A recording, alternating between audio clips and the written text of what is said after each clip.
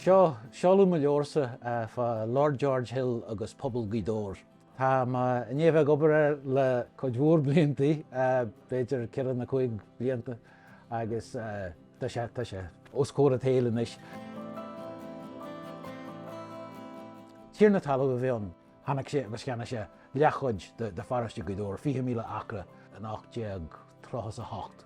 Tíarna talamh ó thuaire milteanach sever. Rinne sé ach cáidú iontach mór céan bhain bheith. Chuir sé feoisir boithre agus go leor d mar sin. Thóg sé Austin an láthar seo in 810.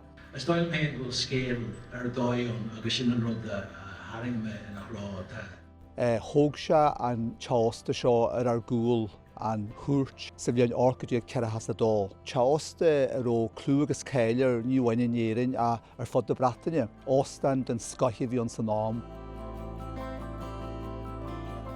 Ceiste chuir an daoine bhfuil cén sais duine bhíonn, cén sais tíarna talamh bhíonn, agus bhealach brathante cé leis bhfuil tú caint.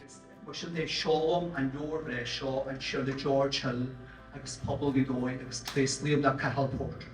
Deirtear go minic go bheiceann muid dé George Hill. Daoine an den tuairim gur tíarna talú ionta maithimhíonn nar díhalbha se na díú agus gur tíarna talú bhíonn a codú mór donna daoine seo go háirithe an nám an gharta.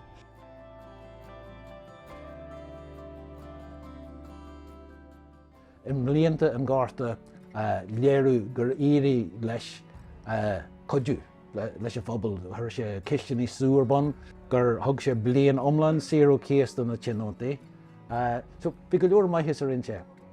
Ach an éon gharta sé héan cineál gan ar na píonaí ceandan rud ar inse ná scíilte an slíomh le fermóirí céireach as albain agus as sasain. Tar sé sin tús le cogadh na Gaoireach an Ghaoth Dobhair bhar coppla bliain 806, 808.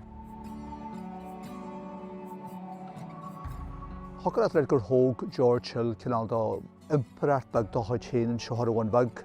Bhí coppla stór móraige, bhí siopa an seoige, bhí buchas an seoige, thóg sé teadachtar an seo. Ar mo chúil an seo tá plac a chur an Tiarna George Hill a héan suas. Scríomhar a flacin sin tá is afarart leis an tíarna gléas mehan falsa a has íomnas leis an mehan ceart. An rud a bhí misigeirí dhéanú sa leor ná branú ar an tafad staire, tá chuid mhór ólas sin má chuairtaíonn tú é, agus tá an áitin eile. So rinne iirecht pictar ó omlan is a jocalam a thuirt. Sin go bonasach an leor. Thóg sé agus de héan an seo mar ba bháil de chuid agus de héan bhí an héan. Né George Hill buistalinn sin an áiteach seachta sa nuí. Tógu plac túsí den se pobl an seo.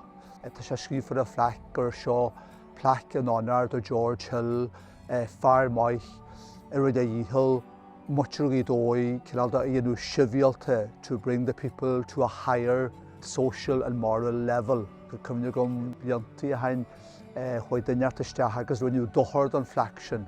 Tá chud mhór daoine nánainn tá how godog sé to a higher social and moral level iad. Dunne mil sin spéisiúil agus tréimh sé mil sin spéisiúil agus dúirs me tá leor tiltte ag an duine seo agus ag an tréimhse seo agus ag an phobal seo.